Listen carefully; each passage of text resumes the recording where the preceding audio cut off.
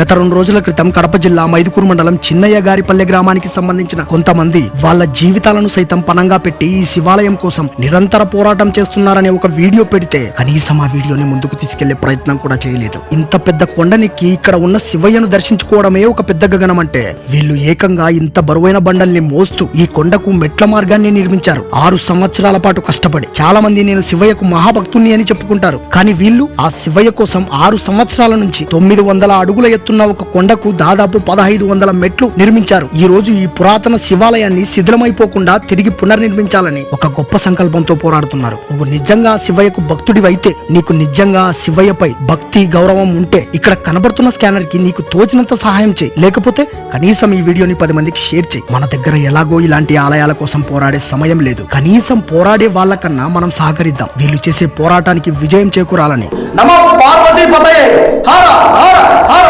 Mahadeva Shambho Shankara.